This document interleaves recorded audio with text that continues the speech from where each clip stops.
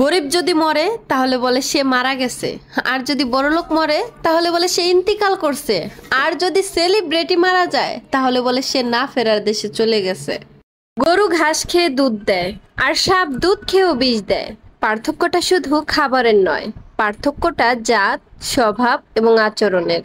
একটা কথা কি জানেন, কখন যে কাকে কার দরজায় গিয়ে দাঁড়াতে হবে সেটা সৃষ্টিকর্তা ছাড়া আর কেউই জানে না। তাই মানুষের সাথে কখনোই অমানুষের মতন ব্যবহার করবেন না।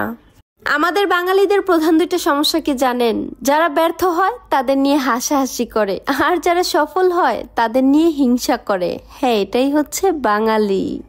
জীবনের 90% প্রবলেম তখনই সলভ হয়ে যাবে যখন তুমি এটা বুঝতে শিখবে, না তুমি কারোর না কেউ তোমার, তুমি মানুষটা একান্তই তোমার। পরিস্থিতির সাথে লড়াই করা যায়, কিন্তু ভাগ্যের সাথে নয়। ভাগ্য এক আজব জিনিস, কাউকে সবকিছু দেয় আবার কারো থেকে সব কেড়ে নেয়। বৃষ্টি এসে বুঝিয়ে দিয়ে যায় যে ঘরের চালের ফুটোটা কোথায়, ঠিক তেমনি বিপদে পড়লে আপন মানুষ চেনা যায়।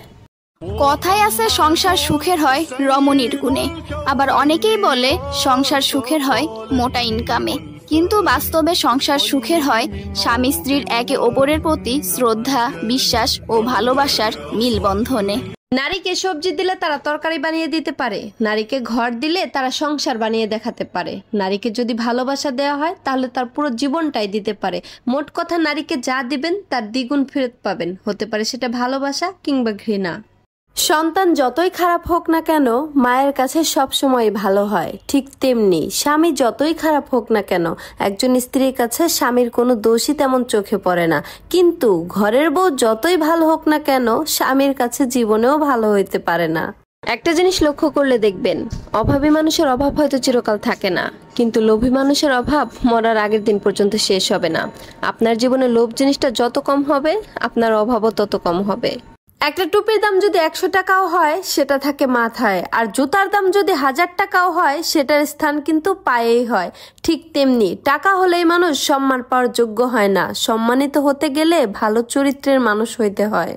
ভাইয়ারা, ভুলেও কখনো এই কাজটা করবেন না। স্ত্রীর কথা শুনে মাকে আর মায়ের কথা শুনে বউকে কখনো ভুল বুঝবেন না। সবার আগে নিজেকে বিবেকের কাঠগড়ায় দাঁড় করান, কারণ আপনার স্ত্রী হচ্ছে আপনার আমানত, আর আপনার মা হচ্ছে আপনার জান্নাত। শাশুড়ি কখনো মায়ের মতো হতে পারে না, মা তো মাই হয়, আর শাশুড়ি শাশুড়ি হয়। নিজের মেয়ে সকাল 10টা ঘুম থেকে উঠলো তাতে কোনো সমস্যা নেই, কিন্তু বৌমা একটু দেরি করে উঠলেই দেখা যায় শাশুড়ির কথা, হ্যাঁ কি জমিদারের মেয়ে আনছি গো, 8টায় ঘুম থেকে ওঠে। এটাই মেয়েদের জীবন, এটাই বাস্তবতা। মিথ্যার কাছে হেরে গিয়ে নিজেকে কখনোই মূল্যহীন ভাববেন না। মনে রাখবেন, উপরওয়ালার লাঠিতে না আওয়াজ হয় না, কিন্তু সঠিক বিচার ঠিক সময় মতোই হবে। ওহে নারী, কিরিম লাগাও, কারণ কি জানো, কারণ তোমার শখের পুরুষের স্বপ্নে রাজকুমারী আসে, কোনো কাজের বেটি না, বুঝলা বোন?